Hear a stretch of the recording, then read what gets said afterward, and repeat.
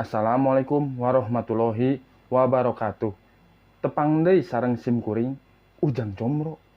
Dinu danget ieu simkuring bade macakeun deui caritaan dongeng bahasa Sunda. Pikeun anu janten judul dinu dongengan ieu nyaeta dongeng bahasa Sunda carita ngeunaan Sit Uncuing. Mangga atuh nya ka pamiarsa wilujeng ngadangukeun.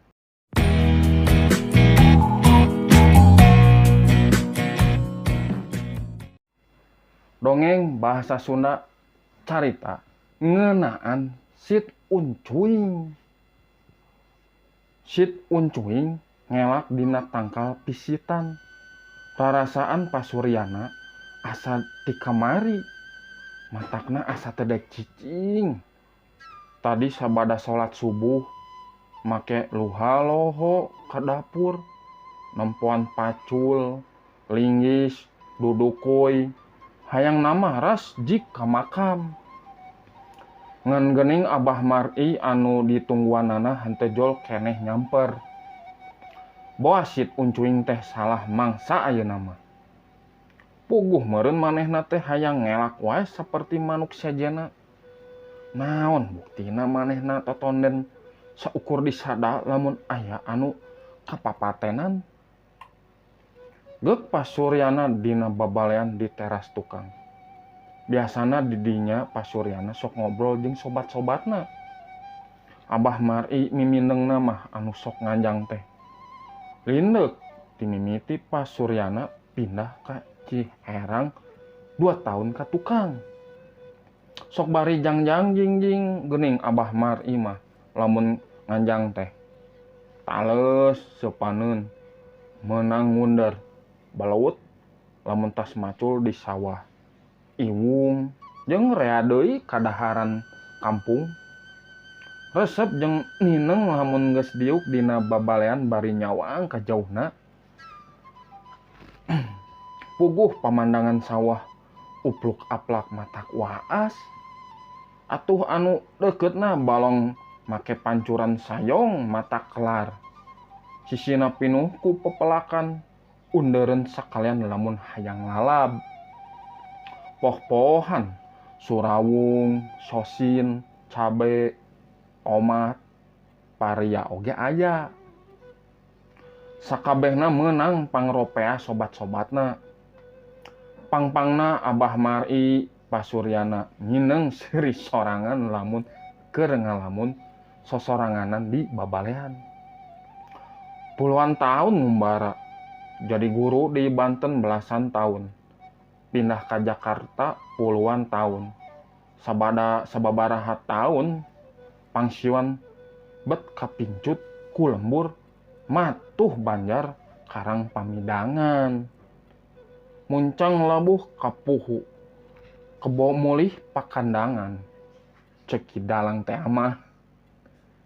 Mimiti namah basa ditinggalkeun ku nina. Kungsi pok basa keur di rumah sakit lantaran nyeri wae lambung. Mamah mah lamun teh tos waktosna kana tungtung umur hoyong reureuh teh di lembur. Cenah duka ti mana mimitina bet kadinya ngaleokna. Hus, nanaonan teh make nyareos kitu. Tempas pasuryana. Barina oge apan urang matos tegaduh lembur. Apaan di Ciherang? Tempat urang dilahirkeun jeung jaerambah mangsana bolong?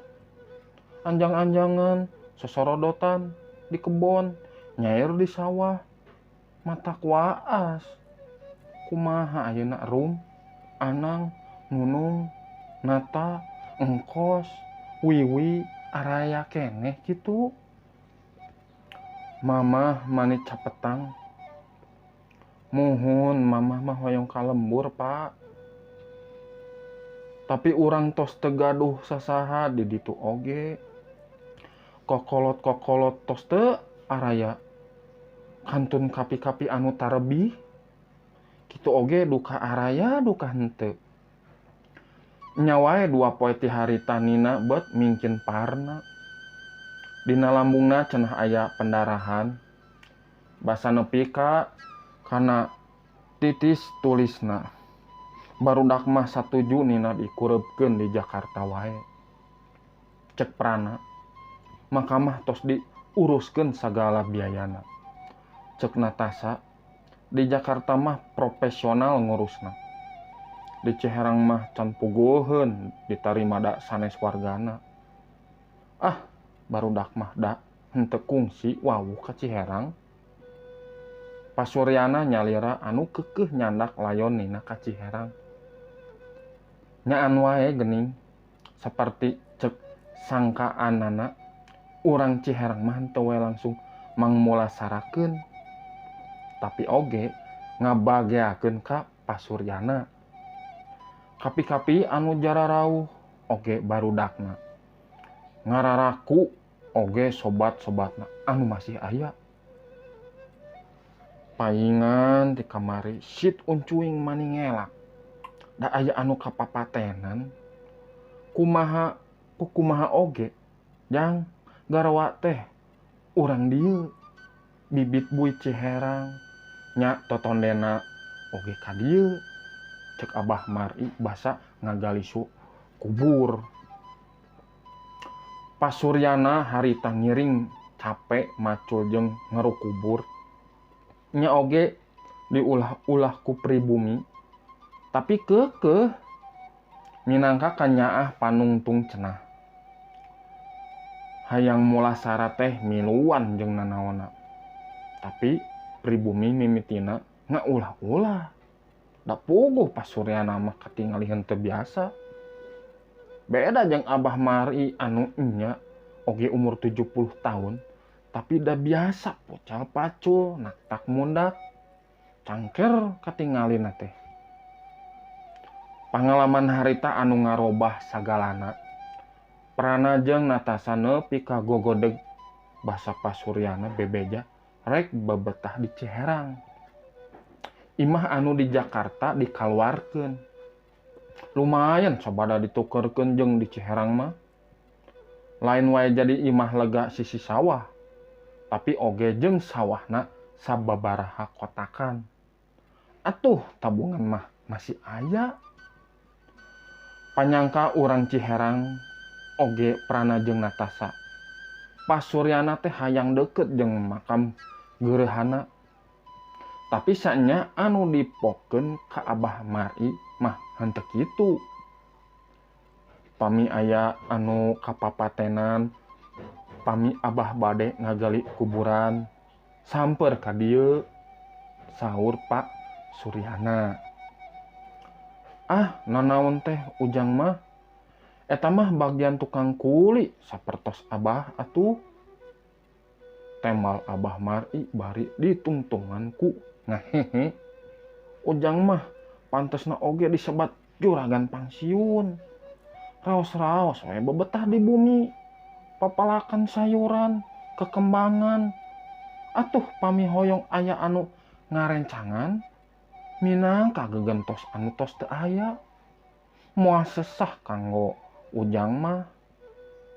Kitu apan nyurupna sareng biasana oge. His, ari Abah sok asal nyarios teh. Abah Mari hehehe deui. Nepi ka tembok ngugusin anu lemong. Tapi dah nya henteu ngarti Abah Mari teh. Waktu diterangkeun yen pasuryana deudeuyeun miluan ngagali kubur. Abdi teh ibadah ka masjid itu. Masjid ieu ngineng. Tolab ilmu ka kiai ieu ka kiai itu osok. Jarah ka tanah suci Mekah kantos. Tapi rarasan abdi anu panggeleterkeun hate mah ngan di jero kuburan. Saur pasuryana. Abah Mari molohok. Mang Isan Padidi anu harita oge ngariung di babalean teras tukang bumi pasuryana. Sarua sakabehna ngaharuleng. Matakna ajakan abdi pami bade ngagali kuburan teh. Di harita Abah Mari sok nyamper lamun aya anu kapapatenan teh. Jang, hayu. Kitu biasana ngagorowokna Abah Mar'i ti buruan. Pasuryana mah sok langsung keluar bumi bari saged didudukuy jeung nanggul pacul. Henteu gampang ngagali kuburan pikeun anu henteu biasa mah. Eta we pasuryana mah salain mandi kesang teh make sok nyareri awak sagala. Tapi henteu sababarahan nyareri awak. Sakitu mah nya da kaubaran ka anu ngageter dina hate. Anu nyak saawak-awak pangpangna basa layon diturunkeun dihadepkeun ka kiblat. Dampal sukuna ditojerkeun kana taneuh. Ngan 1 menit 2 menit di jero kuburan teh. Tapi anu gumeter dina kalbu manjang ka babawa. Matakna lamun kulawarga layon henteu turun ka kuburan pikeun ngurupkeun. Pasuryana mah sok haget ngagantian. Pikeun ngungkulan rarempo awakna. Pasuryana ngahaja lelempangan ngurelingan lembur. Mimitina mah kanu deket tapi terus ngajauhan jeung ngagancangan.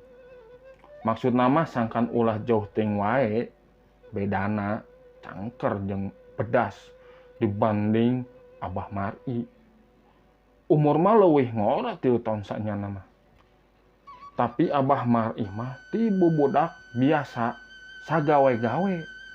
Jadi awakna cangker jeung bedas. Mantak basa diajak lelempangan teh saukur ngehehe. Urang Ciherangna mimitina mah henteu aya anu percayaeun lamun pasuryana osok ngagali kuburan. Kangaranan di lembur ngagali kuburan teh henteu diburuhkeun. Sok saha wae anu daraek jeung anu nyaralse.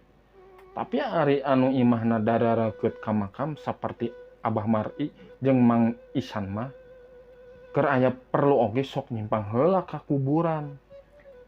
Najan henteu diburuhkeun, sok aya wae ti kulawarga anu kapapatenan.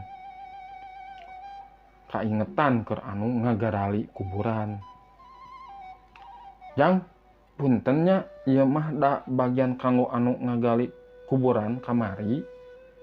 Aya titipan ti kulawarga amplop sareng ieu saplastik. Cek Abah Mar'i bari nunda plastik dina babalean. Ditampi pisan Abah, wartoskeun oge hatur nuhun, tembal pasuryana. Tapi ieu bagian abdi teh canak wae deui ku Abah, bagikeun kanu ngagarali kamari. Mantakna urang Ciherang saukur garogodeg sabada terang pasuryana mineng ngiringan ngagali kuburan. Basa disebutkeun maneh kersaan ngaeuleh-euleuh nganuhunkeun. Pasuryana mah saukur ungeug jeung imut. Matakna unggal aya sit uncuing ngelak. Pasuryana mah sok geuwat ngadawung di babalean. Abah Mar'i atawa sakapeung Mang Isan teu lila teh nya wae nyamper. Atuh da geus siap kita dina oge. Pacul tinggal dijewang. Dudukuy tinggal dipake. Bring weh ka makam di pasir sisi leuweung. Tapi poe ayeuna nya oge sit uncuy ngelak ti kamari. Nu nyamper teh beut suwung. Barina oge nah percaya teuing ka manuk. Kitu pipikiran pasuryana teh. Tapi hatena beut marojengja. Tengok deui kaka tungtung jalan nyeri beuheung sosongeteun. Abah Mar'i Mang Isan kamarana atuh. Da cek rarasaan sit uncuing teh ngelak mata kelar. Pasti aya anu kapapatenan. Lain percaya ka manuk, tapi totonden jeung ka kelar teh geus nyampak dina hate. Jung weh pasuryana indit bari didudukuy jeung manggul pacul saperti biasana. Nyawa di makam teh katingali anu ngagarali kubur keur Daryuk. Beuh, siga nama geus rengsek kuburan teh. Padung jeung kai ngajajar di gigireun kuburan. Beuh, harianeun ari Abah Mar'i jeung Mang Isan, tapi kamarana maranehna. Cukup nanaonna Abah, cek anu di luhur. Nya cukup. Sada Mang Isan anu nembalan teh. Oh, geuning. Abah Mar'i jeung Mang Isan mah keur memeres di jero kuburan. Abah asa pating sariak, sarardih mata kelari teh. Cek Abah Mar'i semu ngaharewos. Puguh deui da Abah aya ku dalit pisan. Tembal Mang Isan. Meureun kitu. Meureun aya anu mimiti karasa. Anu aheng anu matak pasuryana hese dimangarti ku sasaha. Ayeuna bet karasa ku Abah. Apaan pangreurehan urang sararea? Pangbalikan urang sararea, tapakuraneun urang sararea. Di dieu tempatna pileuleyan juragan pangsiun. Pasuryana ngagebek, sedih, kelar, bunga, bingung, beuki pacampur. Tah sakitunya pamirsa dongeng ti Sim Kuring Ujang Comro anu ngeunaan carita Sid Uncuing. Pikeun ieu teh Sid Uncuing teh ngeunaan salah sahiji manuk anu nandakeun bahwa aya anu maot gitu. Pertanda gitu. Janten nya biasa nama dinu nya sapopoe urang. Boh di daerah mana duka teu apal. Sok aya pertanda manuk anu cuit cuit cuit cuit. Tah, jadi dianggap eta mah nya manuk anu sorana teh Sid Uncuing gitu pamirsa. Muhun atunya engke dilajeng deui dinu danget dongeng anu sajena Sim Kuring bade pamit heula. Gitu engke dilajeng deui dinu waktos anu sanesna. Hatur nuhun atas support Sim Kuring dugi ka ayeuna. Hatur nuhun pisan barayanya. Upami teu kitu mah atuh Sim Kuring teh nya kieu we lah gitu. Nya alhamdulillah Sim Kuring ge tos tiasa berbenah gitunya masihan deui caritan anu seru ngeunaan dongeng meskipun masih dalam proses gitu pamirsa. Mangga atuhnya dipihatur Sim Kuring pamit lah, amit mungkur, amit mundur. Assalamualaikum warahmatullahi wabarakatuh.